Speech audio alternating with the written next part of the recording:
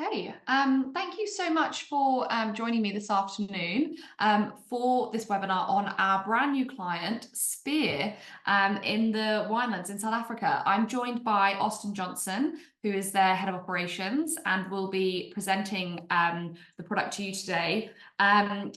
Spier is not open, has not reopened yet. It'll be reopening in March of next year. So this is kind of an intro and a first look at the concept of the new hotel. And then we'll, of course, be sending out the webinar presentation and the recording in a follow-up in the next couple of days. And then, of course, we'll be updating you guys as and when we have more updates from the hotel and more news from them. So, as I said, it will be recorded today. We'll be sending that out. If you've got any questions throughout the webinar, please pop them in the Q&A. We'll be getting to those at the end, and I'll still be answering any questions that you have. But for now, I'm going to mute myself and I will pass over to Austin. Thank you, Alice. And thank you for setting up and everyone's time. It's a real privilege to be here and talk a bit about Spier Hotel. I joined the company about 6 months ago now when we started this project. Spier it's a new hotel moving into a luxury space, but Spier isn't new to hospitality. The sort of the previous version of the hotel had been operating for well over 20 years. And it was really in support of a conferencing facility. So it used to be 150 bedrooms and sort of more into sort of a high volume market. The decision by the family and the shareholders has been made to shift it into a space of kind of step it up into a luxury space, reduce the rooms from 150 down to 80, and kind of elevate at every single touch point, whether that's sort of on a food and beverage level, whether that's the accommodation, the rooms itself, or the spa and our wellness. And it kind of ties into what has been happening really over the last 2 to 3 years on the rest of the farm. So the hotel and kind of the renaissance of the hotel is the final piece of the puzzle that we'll be concluding. As Alice mentioned, we'll be reopening the Spier Hotel next year on the 1st of March. So we're acutely aware of timelines as we're busy choosing napkins and cutlery and colors of paint. But we're well on track. We've got plenty of buffet in there, and we can't wait for next year. I think we'll keep questions for a little bit later, but I'll quickly run through some of the basics. Try to keep this to about a half an hour, and then we'll allow some time afterwards for questions. So thank you. I think something that I didn't quite appreciate. I live in Cape Town, and I drive out to the Cape Winelands where Spier is. Spier is literally on the doorstep of the Cape Winelands, so it's probably one of the first few farms you get as you're driving towards Stellenbosch. It's for me in the mornings, it's about 35 minutes to 40 minutes at most commute from Cape Town International Airport. It's 28 kilometers. Anything from town, 48 kilometers. From the waterfront, it's 43. And it's actually centrally located so that as a guest, you can base yourself at Spier with access into Stellenbosch, Franschhoek, Somerset, Somerset West, and Paarl. It's in a way, the Cape Winelands and sort of the experience that you have there is largely based on where you base yourself. So one could be based out further to an area like Franschhoek, but requires a bit more driving if you want to explore other areas. So Spier's on the doorstep, and as I said, it's kind of equidistant between the city and between the airport sits between Spier and the city. So it's about 28 kilometers from the airport, and really roughly takes us about 25 minutes to collect guests. The Spier Hotel has been divided into 2 sections, really what we refer to as the main building or the main area where you have your reception, your restaurant, your bars, and the pool. And then we have what we refer to as the village, where we'll have our villas, our luxury rooms, the suites, and then the wellness quarter. I've kind of broken it up in this space. So I think a little bit of, for those that do know Spier, we've taken 150 rooms and we've essentially downsized to 80 rooms. Essentially, there are some blocks that we're completely demolishing and creating a green lung, so re-greening a lot of this. Some we're converting into villas, dedicated villas, 3-bedroom villas. Some rooms have been broken open to accommodate the new suites we're building. So it really is quite a commitment to move from 150 bedrooms down to 80, which is, more in line probably with sort of some of the luxury properties, and allows us to create quite a unique experience. So it sits in a comfortable area where it's big enough to have enough food and beverage facilities and enough space, but also, not too big that you feel like you're just one in a million. Highlights of the hotel will be 68 luxury rooms. That includes 2 accessible rooms. There'll be 12 suites and 2 3-bedroom villas, which is an exciting sort of addition to what we initially planned.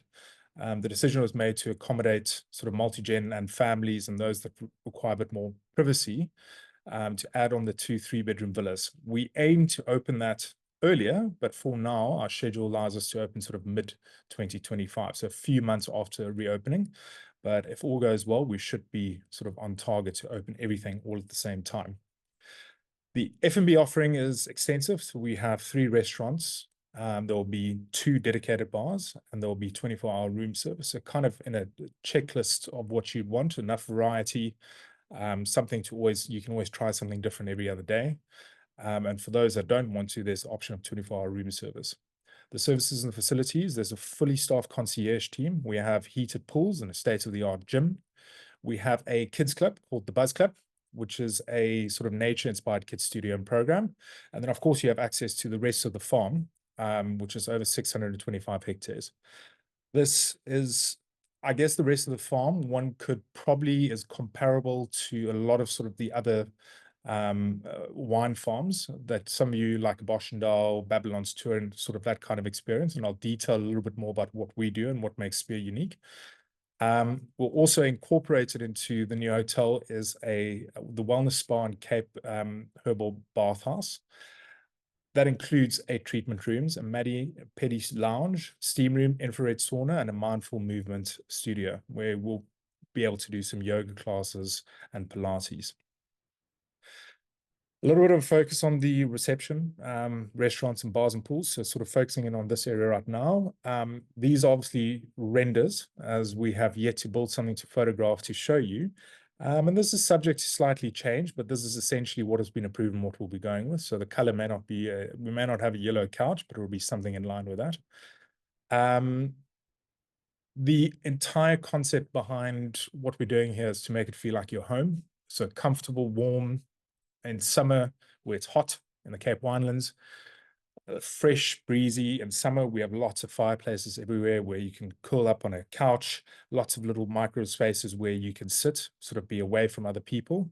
We won't have a traditional reception desk, so on arrival, you're not going to walk to a counter. You'll be met, greeted, sat down, and then that sort of check-in process will happen once you have a cup of coffee, a glass of wine. And be able to chat through that way. So highly, highly personal service that we'll be offering. This is an extension moving into what we refer to as the wine gallery, which is sort of our main lobby bar, following through to the main restaurant. This will be our dinner-only restaurant. Followed through to the other side, this is the outside terrace. So this just to your right, this will be the view. So outdoor spaces. We're trying to maximize, considering we have such long summers in South Africa and in Cape Town, especially out here, we're maximizing all the outdoor space that we have. Flowing through to our garden room. This will cater purely for breakfast and for lunch. Breakfast will be a la carte with a beautiful harvest table, which will be sort of a continental selection of yogurts, your selection of cold meats, and some beautiful pastries and breads that we bake here on the farm. Lunch will be served here, but this will also extend out onto the terraces that you can see through the glass windows in the back here. The pool area is an extension very much. So the idea is that the inside is sort of drawn out. There will be a pool bar and much longer pool that we've now extended to accommodate more. And this will kind of give you a view. So in the background, in the area over there, you'll be able to see the garden room. So that leads out onto the pool area over here. Upstairs, you can see there's a roof peeking out over there, and that is our rooftop bar terrace. So this will ideally cater to sort of sunset drinks, light snacks, tapas, and this will be the adults only section. So there will be a big fire outside area that we'll have and comfortable seating. Moving into the village area where we have talking a bit about the accommodation options that we have. Villas, the luxury rooms and the luxury suites. So 80 plus 2 villas, 2 3-bedroom villas. We've had the opportunity to, during this process and lead up to us closing down and starting the renovation or the refurbishment, we had the opportunity to build some mock-up rooms so we could take it, live it, feel it, sort of understand the space a little bit better. So what you're seeing now are actual photos of our mock-up rooms. There may be some slight tweaks to this, but this will give you a bit of a sense to what our luxury rooms will look like. Upstairs, carpeted floors with these sort of 4-poster beds. All of our king beds are split kings, and these will allow us to, so it will be the same base, but will allow us to make up 2 separate. Something that's quite important to note about the new hotel is that we have dedicated twin rooms. So we've committed, instead of moving beds back and forth, we've committed to 18 rooms that are twins. That will, for those sharing, but these are interleading. So these 2 rooms, as an example, are interleading, and that's how it connects. So for family traveling together, this is a good option. Downstairs, wood floors, and then a slightly different bed.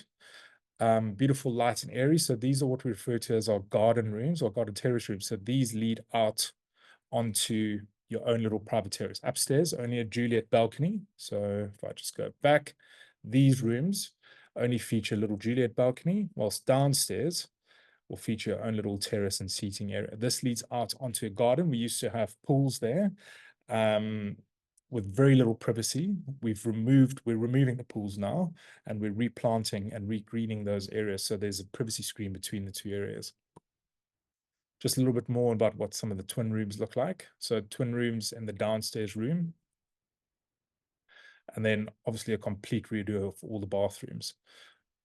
Most of the bathrooms will feature full-size shower and bath, separate bath. And beautiful, simple, elegant, and just clean sort of aesthetic to it. The villas, just to briefly talk about these, we'll build 2 villas that are very similar. The idea is that they're 3 bedrooms with a living space. It'll be fully catered with your own chef and your own butler looking after you. So all your meals will be cooked and enjoyed here. We've extended out areas for sort of to maximize the outdoor space. So this is one of them, which we call the Riverside Villa, and this is what we call a garden villa. As I said, there's an extra sort of pool area with a pizza area, a barbecue area, and a nice seating area, again, to maximize the beautiful weather that we have here. It will very much keep, the rooms will keep sort of, will be the same design language that we currently use that we currently have in our other rooms. As I said, this will have its own private entrance and its own staff that will be looking after it. So all your meals will be enjoyed here. Of course, you're able to, as guests here, you'll be able to go to the main area and use those facilities, but you also have your own swimming pool. These are some of the photos we've used as sort of inspiration for the design. So these aren't renders, but this is to give a sense of what the space will look like. Cape Farm, quite comfortable, authentic, grounded sort of spaces. Beautiful demo kitchen. The idea is that there's engagement. Obviously, if you'd like to cook for yourself, but the idea is that the chef engages with guests and back and forth. So there's a comfortable space there to do that. And beautiful natural light. And sort of to give a sense, obviously, that's the bathroom. So the bathrooms will be the same as what we currently have. And then an outdoor pavilion area, which will be next to the pool. An area to relax and kick back. The wellness quarter is very much in development. We'll hopefully have some more renders. I have 1 or 2 to share. We'll feature 8 treatment rooms and a mixture of singles, doubles, and triple treatment rooms. There'll be a mani-pedi lounge, We'll also feature a Cape bathhouse, which is this area over here, cold slab. Yeah, so this area leads into the area at the back, over there. And then one of the other features or facilities we offer is obviously a kids club. We're calling it the Buzz Club.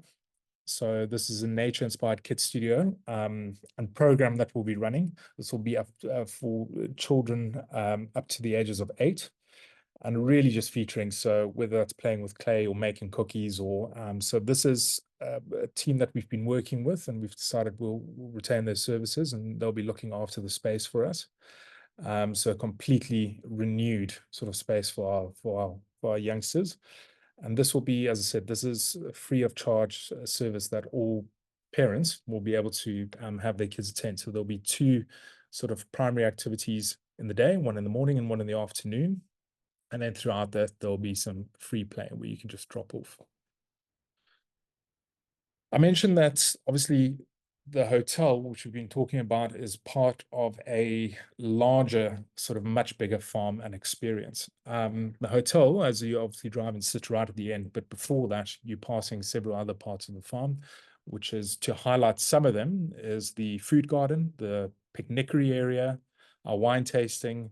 There's some other restaurants, one of them being Vedas, and then our cowshed, which is our new retail space. So this is the experiences that you have as a guest access to all of this, so you can walk up and down and enjoy it. But what we'll be doing is essentially distilling a lot of these experiences and creating a guest-only sort of experience at the hotel. So a lot of these experiences on the farm, as a resident, as a guest staying for the night, you'll be able to experience this at the hotel. So we will create, as an example, a unique wine tasting experience for all guests staying at the hotel at our wine library. So, but obviously the entire space is also free to enjoy and walk around and explore. The wine tasting experience that we have at our wine center, so just highlighting some of the things that we're currently doing. And again, mentioning that a lot of this will be taken. So there's kiddies wine tastings, we've got a wine blending, there's chocolate and wine tasting. And a lot of this we will take over to the hotel to offer it for guests that don't wish to go to the wine tasting. Picnics. So this is in our main sort of central area called the VAF. One of the things we do offer is picnics. They're absolutely amazing. Some of you may have tried them out, but we can set up picnics at specific places. So make arrangements to have sort of exclusive areas designated for where our guests can enjoy picnics. And then the rest of the food experiences. So we've got a pop-up called Bubbles and Brie. We've got Vedas on the right here. We've got a beautiful bakery on the farm where all of our baked goods come from, including all of our pastries. And then we also, this is just an image on the left, in our manor house where we have our winemakers dinners, and this happens once a month too. Our retail space called the Cowshed, recently opened a few months ago, a phenomenal space. And just some of the items on offer here. And then art, huge focus for us on the farm. This will extend even more into the hotel. So it's prevalent on the rest of the farm. We're going to draw this into all the rooms, all the public spaces, and there's a big process behind the selection of art. So you'll have beautiful art in rooms and in public spaces. One of the things we will be driving are the art tours and the walkarounds where we'll be able to engage with other artists and be able to do these walkarounds on the farm and also within the hotel. These are all images on the farm. And then the farm, it's a very much a working, we have our winery here. We also grow a lot of our grapes here. But we also have Farmer Angus and some of the experiences around that. We have our food garden where we grow a lot of our veggies. We get our eggs from the farm. We try to bring as much in as possible. We try to grow as much as we can and try to bring as little as possible onto the farm. And this is, once again, one of those experiences, immersions that we want our guests to experience. So there will be immersions and experiences that we will cater for hotel guests to see this and experience it. It truly is a unique space, and it's very much a working farm. We like our guests to share in these experiences and see it. It's not over curated, and it's incredibly authentic.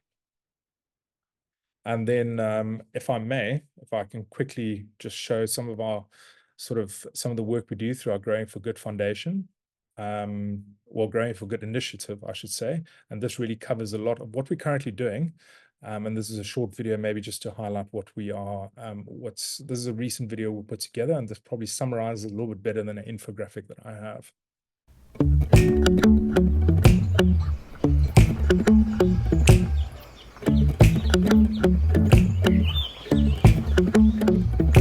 The story of Spier is a story of the land and also the story of the people. We see ourselves as custodians of the land. We want to leave the land in a better way than we found it. So we're guided by a very simple philosophy. We're good to the land and good to people. And those values are encapsulated in Growing for Good, which is really just who we are. It's the values that underpin everything we do. Wine is our North Star. We have this team of extraordinary winemakers and over 300 years of heritage. The philosophy at Spier is to really take it right back to the dirt, to the soil. Because ultimately the soil is where everything starts. When you taste our wines, you'll taste something in the wine that you can't really put your finger on. And I would like to think that that's how we work with grapes, how we work with people. You really feel that sense of place. In nature, there's no such thing as waste. And at Spier, we recycle 97% of our waste. All our water is recycled and used back onto the farm. We take our food very seriously. We have an incredible garden. A lot of the food is grown on the farm, and that food ends up on your table.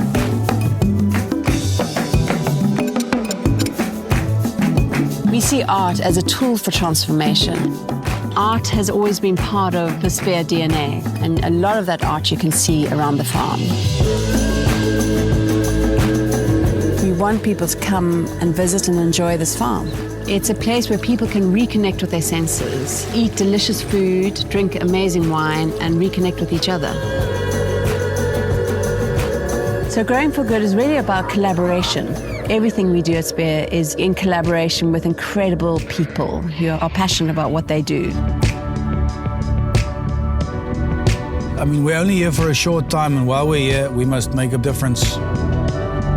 We look after the land, we look after our people, and the wine shows the result of that.